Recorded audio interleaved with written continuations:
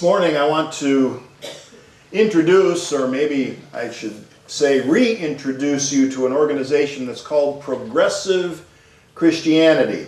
I've talked about this organization before. It was started in 1994 by an Episcopalian priest at St. Mark's in Washington, D.C. He had this vision, which was to create a nonprofit organization that encouraged churches to focus their attention on those for whom organized religion had become a problem. I think I've got that vision statement up here. The vision behind Progressive Christianity: to encourage churches to focus their attention on those for whom organized religion had proven to be ineffectual, irrelevant, or repressive. Can you imagine such a thing? Yeah. That's what was happening, and there's a website that they have if you ever want to visit there, www.progressivechristianity.org. This is their welcoming statement. This is what's on their website, is their welcoming statement. They say that by calling ourselves progressive Christians, we affirm that the teachings of Jesus provide but one of many ways to experience the sacredness and oneness of life, and that we can draw from diverse sources of wisdom in our spiritual journey. Yes. Yeah, I hear some yeses. I hear some amens out there even. That's a radical thing to hear from someone who self-labels as Christian and belongs to what is considered to be a mainline Christian denomination. Actually, I think it's more like a breath of fresh air, right? And it may have something to do with this interesting statistic that I found from Pew Research. It shows that the percentage of people in this country who think that America is a Christian nation has been steadily declining for the past 6 years. There's the trend up there. 2010, 42% of the people in America said we always have been and still are a Christian nation. That's dropped down to 35% in 2015. So, if you should ever find yourselves talking to anyone in that 35% group, the one that still thinks we always were and still are a Christian nation, anyone who makes that claim, all you have to do is to gently remind them that neither the Constitution of the United States nor the Declaration of Independence contain the words Christian or Jesus.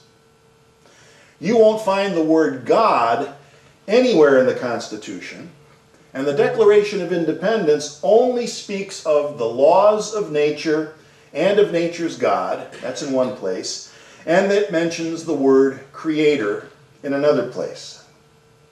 Now, I can't consider that to be a ringing endorsement of religion in general, and certainly not Christianity in particular. And that's because this country was never supposed to have an official religion. It's part of the Bill of Rights, First Amendment.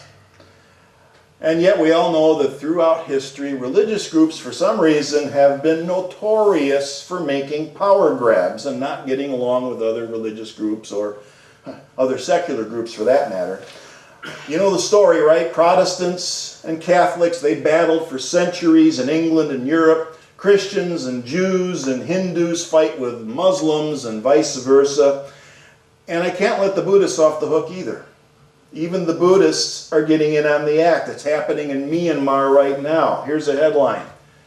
Clever headline, right? Yeah, namaste. Namaste, not. Buddhist and Islamist extremists wage war. We could now be one step closer to an actual showdown between religious extremists, Buddhists versus Islamists, in Myanmar. It can infect everyone. And speaking of power grabs, just this last week, we got the latest round of religious freedom delivered to us straight from Washington, D.C., which will make the words Christian and religion even more synonymous with discrimination, as if churches didn't already have enough problems with declining membership. Hey, Let's make them look even more repressive, intolerant, and judgmental. And do it at the national level. Yeah, that's going to help matters. What we need is a detox program for the world's religions. Let's face it. There are things in all of the religions, all of them, that are toxic. Teachings that advocate violence against non-believers, or in the case of Buddhism, things that can be interpreted to allow violence. That's what happened in Japan during World War II. The problem with a detox program is you can't force people into it, right? You can't force people into a detox program and expect good results, right? Doesn't work that way. Works best if it's voluntary, and that's the biggest challenge because the extremists certainly aren't going to listen to anyone outside their extreme religious group. Any change has to come from within the group. And even then, it can be very, very dangerous for a member of that group, a member of that religious group, to stand up to their own extremists. Very dangerous. That's especially true when the extremists are in control of the government. In that case, any criticism, anything that departs from the official statement of faith is met with the cry of blasphemy, right?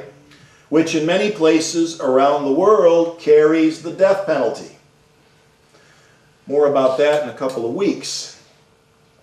We're fortunate to live in a country where we have the protection of the Bill of Rights. Back to that statement from Progressive Christianity, the one that says that Jesus is but one of many ways to experience the sacredness and oneness of life. I can tell you that there are still groups today that would consider that to be blasphemy because they are certain that Jesus is the only way.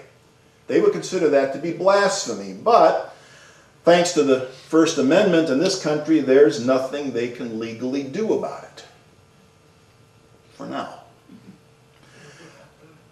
This nation was founded on the idea that everyone should be free to practice their own religion. It's a concept that's called pluralism.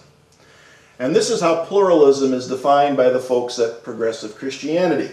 Pluralism is the idea that my religion is good for me, and your religion may turn out to be as good for you as mine is for me. So pluralism is the concept that there are multiple loci of truth and salvation among the religions. Now, pluralism does not imply that all religions are the same or that all religions are equal, but it does recognize the possibility that my way is not the only way and that my religion is not necessarily superior to yours.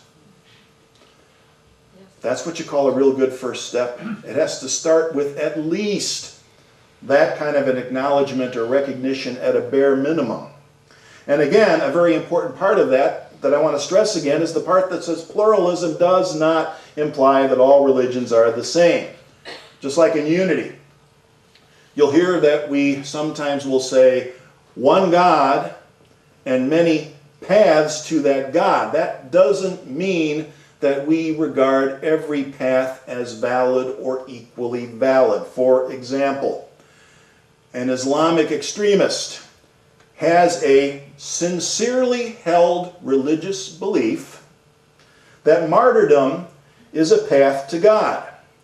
But we do not have to honor, validate, or accept that.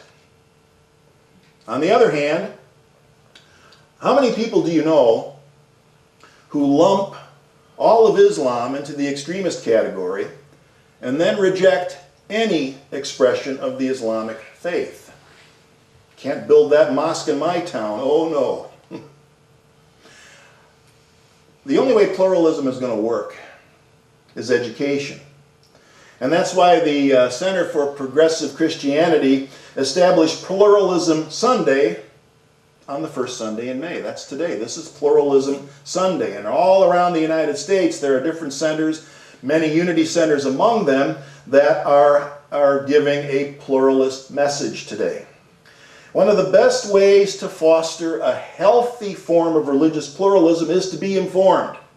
Education, and take it from me, I've been a Catholic, I've been a Buddhist, I've been a none of the above, and unity is at the top of the chart when it comes to wanting to learn about other religions. There's a curiosity there, a desire to learn. And I think that's a huge reason why people who come to unity are attracted to unity in the first place, because they share that sense of curiosity.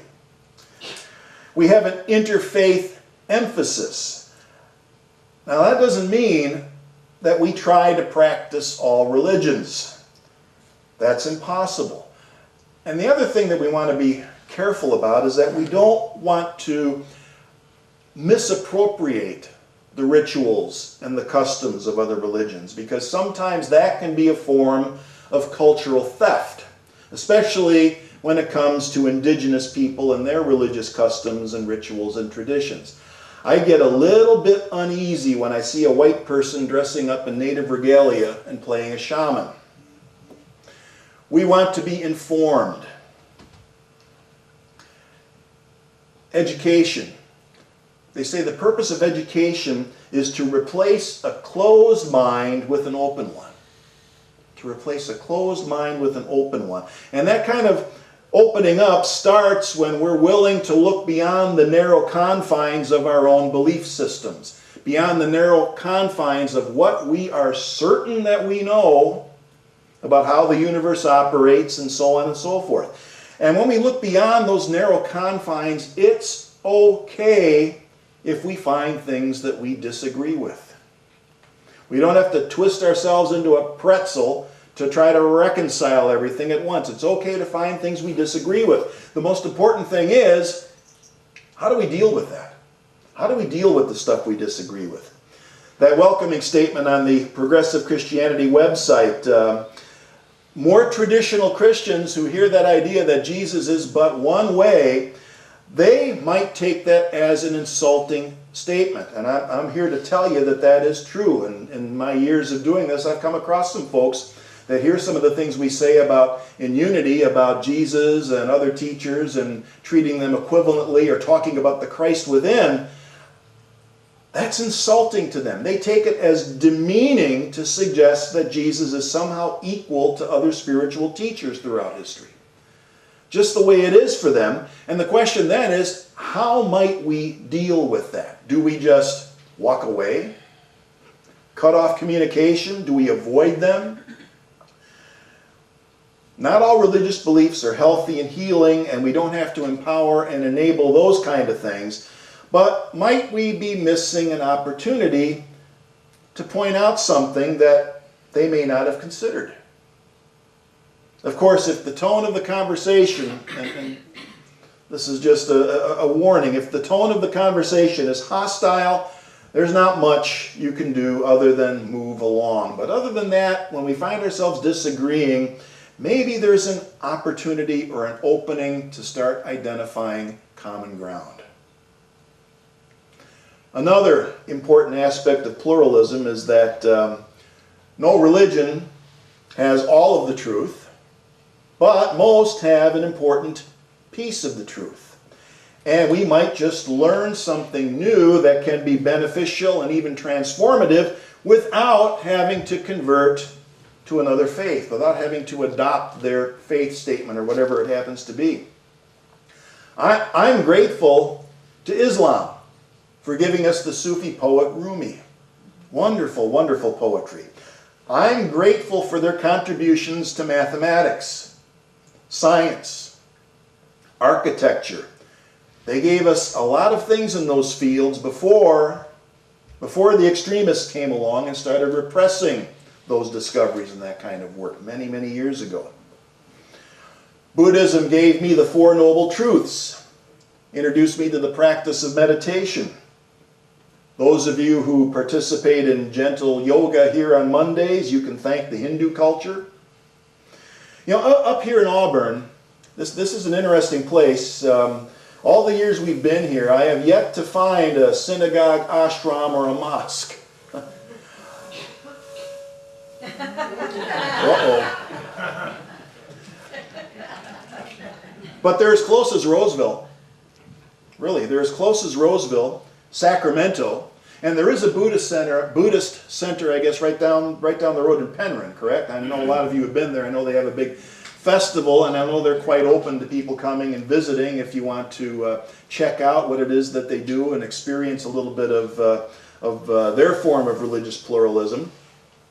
Marysville, oh my gosh, Marysville has a Sikh temple, and every year during the fall, Yuba City has the largest Sikh religious festival outside of India.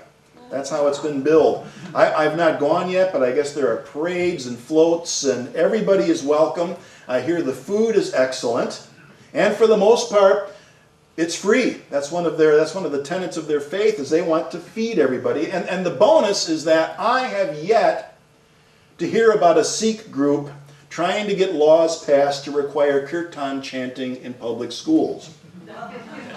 No power grab there as of yet. Another key to living in a pluralistic culture is learning how to listen more. Asking questions and listening as opposed to engaging in a running commentary about everything that's wrong with what they believe and so on. You know, it's another concept that we get from the Buddhists. It's called beginner's mind. When we're filled to the brim with everything that we are certain that we know, when we're filled to the brim with certainty, there's no room for anything new. Very well-known Zen Buddhist teacher Shunryo Suzuki wrote a book that's very well-known in Zen circles called Zen Mind, Beginner's Mind. He said, in the beginner's mind, there are many possibilities. In the expert's mind, there are few. And there's more to it than just an empty head. Beginner's mind doesn't mean just being vacuous and empty. Beginner's mind is a combination of openness, curiosity. My gosh, curiosity is something I look around the world and I think, are we not curious about our environment? Are we not curious about how the world operates? Are we not curious about how other people live? There's curiosity, there's got to be some enthusiasm behind it. Some enthusiasm, and then developing a degree of comfort in the face of doubt. Developing a degree of comfort in not knowing. Being comfortable without having easy answers. That's a big part of beginner's mind. And it's not just an Eastern thing, because one of the founders of our Western Enlightenment, Voltaire, here's a quote that I like. He said, doubt is not a pleasant mental state, but certainty is a ridiculous one. He's talking about beginner's mind. And speaking of ridiculous, there's one more thing I think we need more of in our religiously and culturally pluralistic world. How about a sense of humor? Sometimes I just want to tell people to lighten up a bit, or as the Buddhists would say, maybe enlighten up a bit. You know, there's a legend which says that at the moment that the Buddha became enlightened, he smiled. It was as if he had been let in on the punchline of a cosmic joke, which is actually pretty accurate. One of my favorite Buddhist teachers, Alan Watts, said that they say in Zen, when you attain Satori, enlightenment, nothing is left to you at that moment but to have a good laugh. When you realize how easy it really was. You know, if God didn't want people to laugh, we wouldn't have Mel Brooks. The man who summed up the human condition thusly. He said, as long as the world is turning and spinning, we're going to be dizzy and we're going to make mistakes. Isn't that the truth? So, with that, I'm going to leave you with a few pearls of wisdom that have come to be called sayings of the Jewish Buddha. Sayings of the Jewish Buddha. Number one, be here now, be someplace else later. Is that so complicated? Here's another one. Wherever you go, there you are. Your luggage is another story. Accept misfortune as a blessing. Do not wish for perfect health or life without problems. What would you talk about? There is no escaping karma. In a previous life, you never called, you never wrote, you never visited. And whose fault was that? Breathe in, breathe out. Breathe in, breathe out. Forget this, and attaining enlightenment will be the least of your problems. Let your mind be as a floating cloud. Let your stillness be as a wooded glen. And sit up straight. You'll never meet the Buddha with such rounded shoulders. Be aware of your body. Be aware of your perceptions. Keep in mind that not every physical sensation is a symptom of terminal illness. And finally, the Torah says, love your neighbor as yourself. The Buddha says, there is no self. So maybe we're off the hook. Doesn't get more pluralistic than that. Happy Pluralism Sunday. See you next week.